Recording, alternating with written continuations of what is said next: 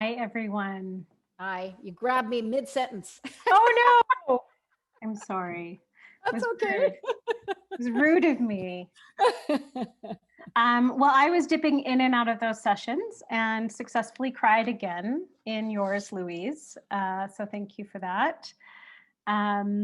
The final segment that we have today is to help us make sense and to help share some of the conversation that was happening in each one of those breakout sessions. So I know some of you wanted to go to all three, and I will say that they are worth watching if you get a chance. So we did record them, and if you can go back and spend some time and look at the ones that you were not able to visit, I'd recommend that you do that. Excellent. I just have such respect for the three women who were presenting and the work that they're doing. So thank you so much, Louise, Delise, and Sarah, for all that you do, but especially the last 50 minutes in hosting that conversation.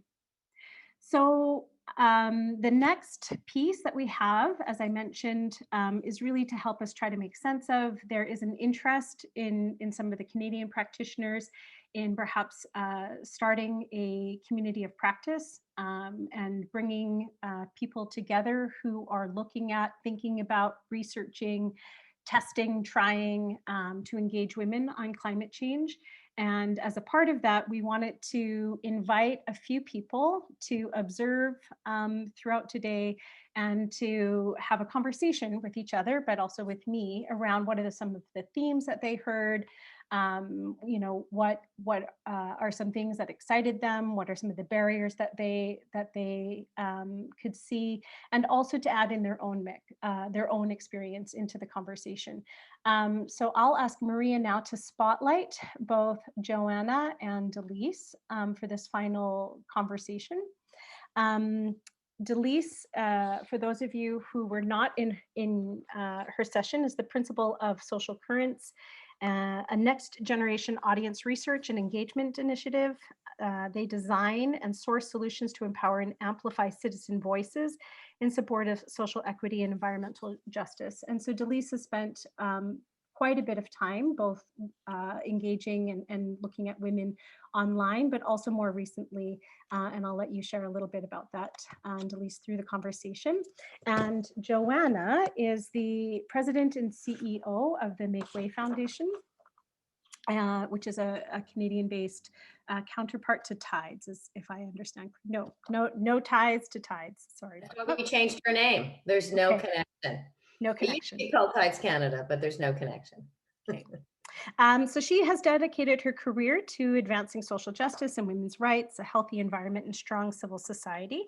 Prior to joining Make Way in 2019, Joanna led Greenpeace Canada for over 5 years.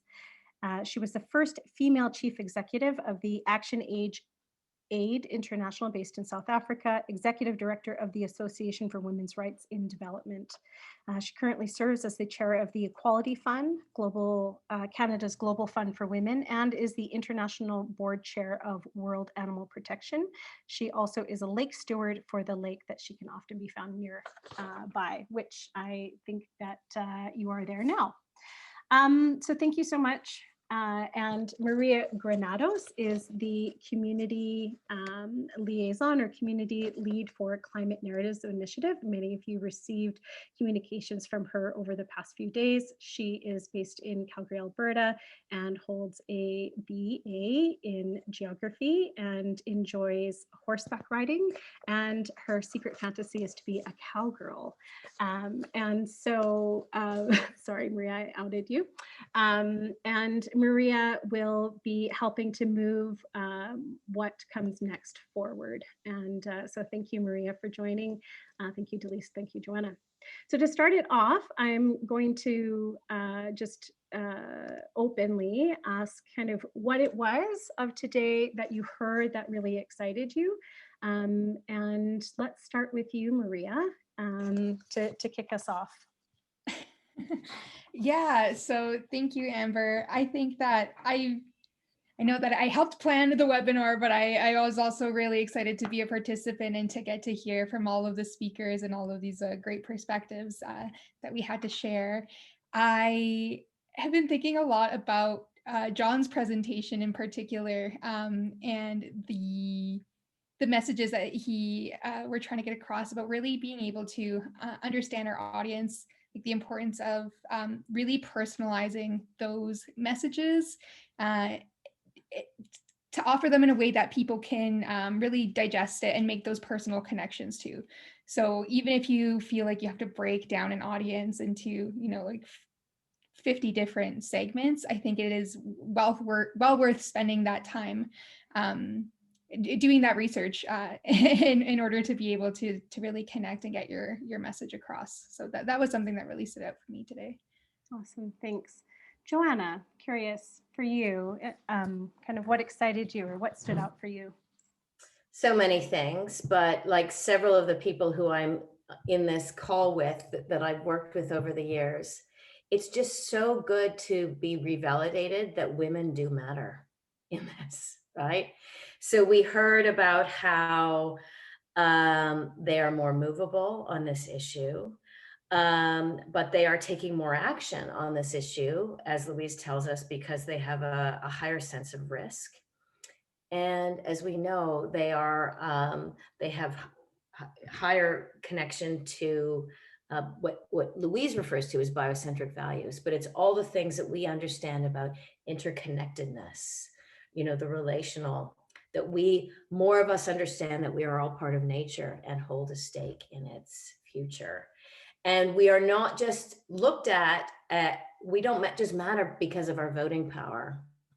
It's in terms of the role that we play in our households and consumption patterns, but it's also the way that we matter in our communities, right? So if you look all around who's organizing, who's donating to those organizations, who is, leading grassroots solutions, and, to really hear particularly about how Black, Indigenous, and women of color who have been on the front lines, their knowledge, their wisdom, their organizing, their courage is finally being noticed. That was just super exciting for me, and something that we all just need to keep in our back pocket. If anybody keeps questioning, do women really matter? We now know. Mm-hmm. Thank you. Delise, over to you. In terms of what you've heard today, what is it that you found stood out or is exciting? I loved John and Sakita's presentations, which looked at multiple access points. So breaking a kind of monoculture of campaigning, climate campaigning, where we kind of identify it's almost reductionist to one word or 4 words or one sentiment, into a kind of all flowers blooming opportunity, and really working from a place of lived experience. So I thought John did a great job around looking how the marketing could mirror and resonate with lived experience. And then Sakita spoke really intentionally to, in our case, our experience as new Canadians, BIPOC women, mothers, new Canadians who are often climate refugees. And the kind of experience and the kinds of intel that could be shared by new Canadians is just inspiring to me. So that idea that, I think Sakita said it well, is that maybe we don't have a hammer and nail that's called climate change and climate change policy, but we see climate more at the intersection of a whole host of issues. And then that allows individuals to set the priorities of what they care about most at that particular moment, and then see how climate could be integrated in that. I thought Sakita spoke really, really well to that. Thank you. Yeah. And feel free, this could be a conversation. Can I jump in on Delise? Because I think that's something that we as a group want to amplify, because there's a lot of white folks in this movement, right? And so we tend to And we've talked about the white bros that are very much focused on technology or policy. But frankly, we can't tackle any of these intersectional crises of climate, biodiversity, and inequality without actually putting people in the center, just as Delise says, just as Sakita says, right? You can't put, you have, and so the human rights dimension, the justice agenda of all of these things have to be really centered in a way that also isn't policy wonkish, but it is also about interconnection, and it's also about love, right? So that's the piece that I really think that we need to hear when we hear about putting people in the center. It's also about marginalized people being in the center of this also going forward. Mhm. Thank you. Yeah, thank you for that. Maria, do you have anything that you'd like to add before we move on? I'm curious, one of the things that you've been, I know, are really, trying to pay attention to are what practitioners need in all of this as we move forward.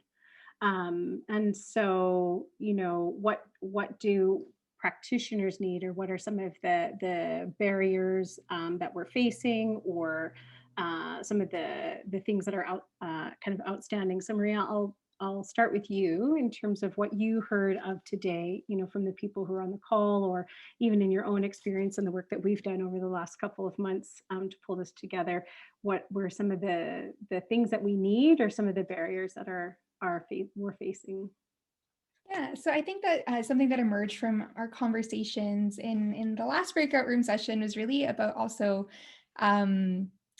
understanding like language that works and what resonates, because sometimes we're so deeply buried in our climate talk and policy talk, and it makes a lot of sense to us, and we talk to a lot of the same people, so we're all on a very similar level, but kind of breaking beyond that and speaking in a way that the general public can understand, I think is something that came up quite a bit, and creating opportunities and safe spaces for women to have conversations without feeling judged or looked down upon in any way is something that's really it's really key in being able to communicate. So yeah, I'll leave it at that. Joanna, you kind of were shaking your head there. Do you? Yeah, I mean, I totally agree with what Maria says, that first on the language piece, I think we're not always using the right language. And so what's going to work? And as you say, Maria, it's about, there's different value systems, and very often as communicators or as campaigners, we are assuming that everybody has to think like us, and that they share our values. And that to kind of break out of that is in and of itself a real hurdle for a lot of people, because if you're swimming in your own fishbowl, you can't see the water. We have to kind of rise up, jump out of our fishbowl to see the different values and to see the systems that we're trying to change. And having worked at Greenpeace, Reiki is in this room as well. My fellow colleagues, super righteous, super angry all the time, right? And we can only go so far on that righteousness. We actually have to really figure out how do we build empathy to people that do not share our viewpoints, in order to connect with them, in order to see how they would think about these issues differently. And that's the work that we have to do as individuals. That's not, doing the reading of the stuff or coming up with a bunch of, with a bunch of language. The obstacles often is ourselves, that we get in our own way, because we think that everybody needs to think like us. But if we truly want to change the world, we have to bring love and empathy and curiosity to people who think very differently than us. Mm-hmm. Delise? I thought, again, back to John, when we did our project, we borrowed a lot from the business community's data around engaging with consumers. So if you walk down an aisle in the superstore, you're going to see like 40 different cereals. They are all the same. They're all the same ingredients, but somehow business is able to convince the consumer that, you know, that identity goes with many of these. That comes from really important data that's really helpful to us. Yet I don't see us reaching out to the business community to garner that data. So one of the pieces of data that really helped us, and John spoke to, is you know, less than 11% of language is anything negative in any kind of advertising. Mm-hmm. So we can start from the heart forward, and I wish I could have been in Louise's workshop, where actually love, joy, happiness is a motivator. And, you know, and advertisers know that, and they engage with that. And it's just kind of interesting that we haven't big board and stolen that information in order to leapfrog a little bit faster. It seems like we're in I'll just, you know, a barrier of we're trying to make it up as we go with the greatest talent we have. But we've got some decades of support we can do that in that. And just having John from a marketing perspective, from a business perspective, he quite quickly was able to design some amazing campaigns that have been very, very successful and very with diverse audience, and also shift the paradigm of us as stakeholders not talking at, but actually learning from audiences. So I thought that was very exciting. Thank you. I'm curious, you know, part of why we're having this conversation is to try to synthesize, you know, what it is happened today and understand where we want to go from here. Curious, Joanna, if you had a sense of like, what are the opportunities or what are the windows or the doors that you see open right now? Yeah, well, I see certainly a real convergence by so many groups about getting out of our little box to actually think about how we kind of live the interconnectedness that we actually need in order to tackle climate and nature crises. I have been obsessed with trying to figure out how to drive culture and behavior change around 1.5 degree living equitably. I am trying to get a funders collaborative going within Canada so that more funding can actually move into this area. You know, Sakita said, this is hard when you go against the grain. This is hard, but there is more and more people who are looking to these other aspects of what we need to do to shift the dial. Canadians are GHG emission per capita the worst of G20. So we have 10 years to essentially lower our footprint by 90%. 90%, that means every single individual in Canada needs to change the way we live. So I think the opportunity, and this will be my last thing, it's just what Adelise said, it has to be positive. We have to show people this beautiful world that we're going to build that is about care and repair for each other and the planet. You know, the research on 4-day work weeks and what that will do in terms of lowering consumption and carbon.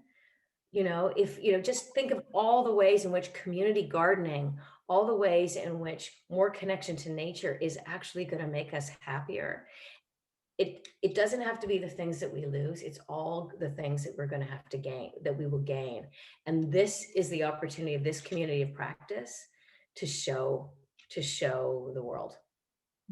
Thank you. Showing the love door, opening the love door.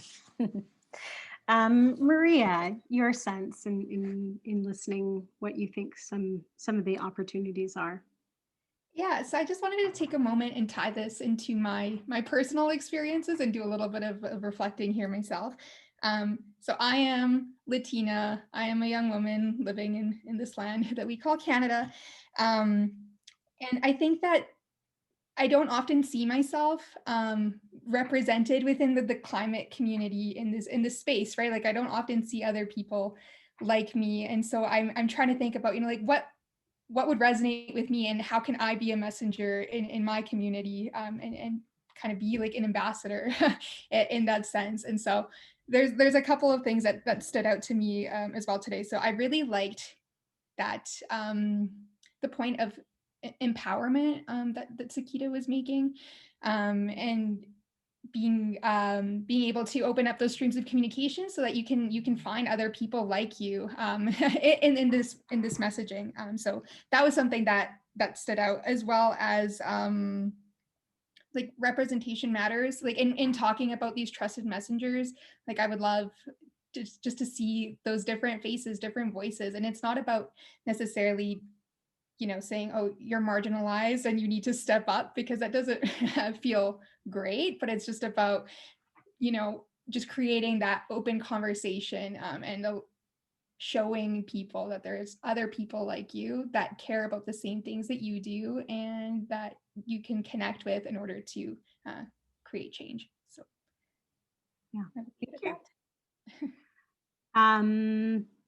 Delise, for you, what were some of the opportunities, or where do you think are the opportunities to move forward? Well, I could almost cry with this group because this is the first time it's beyond a workshop. It feels like a community is building here. And the idea that we can break our own silos, however it got structured in the climate sector, maybe it was funding, whatever, we have been quite siloed from each other. It's time for us to get to know each other, to build common purpose, to share insights, to provoke each other into new ideas and new spaces. And it feels like we're enough. Whoever the people who showed up today, it's enough. We've got some fun ahead of us, I feel, and some hard work. The research was amazing. The researchers at the beginning, I haven't heard that, I'm just hungry for that kind of research to help in the work that we're doing. So I'm hoping this becomes a huddle. I really do. And I want to thank you, Amber and Kara and Maria, for the incredible work that went into this. And then having these incredible facilitators like all of inside the gathering. This is the, when we bring these talents together, I think we're definitely going to be greater as a whole than we are in our parts. Thank you. We're almost at time. I'm going to just take one more moment and do one more round. The takeaway that you're coming, that you're leaving with, kind of what are you leaving with today? I'll go with you, Joanna. Yeah, we are on our way. This is finally happening. And so my takeaway is that there is a very powerful community of change makers that are going to drive a culture shift that is long overdue. Thank you. Maria, one takeaway, no pressure. I think a big takeaway for me is like the power of emotion in messaging. Like there were so many moments where I got so teary-eyed throughout the presentations, and just to really keep that top of mind when communicating with our audience is just how moving that can be. Great. Delise, and then Well, flipping the switch from women having their voices not heard or minimalized to being heard as leaders in all movements, especially in the climate movement, and having BIPOC women work being funded. I'm excited about that happening quickly. Awesome. Well, thank you everyone who's here. That is the end for now. What I would love is if you wanted to put something in the chat just as we're closing out in terms of a thought or something that you'd like to share as we close.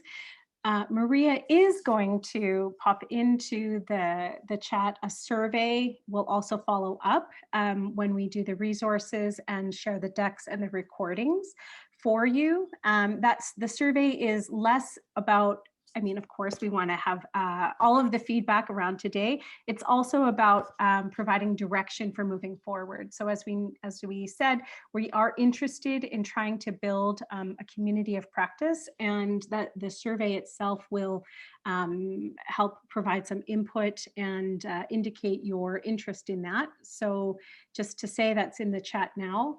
Our group, so Climate Access and Climate Narratives, we have done some different webinars, and we have some resources. The work that I've been involved is in Canada around public opinion, around media. We'll have some more programming happening in the fall, and so keep an eye out for that. And hopefully, with interest, women and engaging women will be a part of that. So again, thank you everybody for the time that you've given us today. Thank you for the work that you're doing, and keep an eye out, and we'll send you more. So without further ado, you are able to kind of resume your day. Thank you so much again. And I'm going to ask the host team to stay on, and we'll have a quick little huddle before everybody goes. Okay, thank you.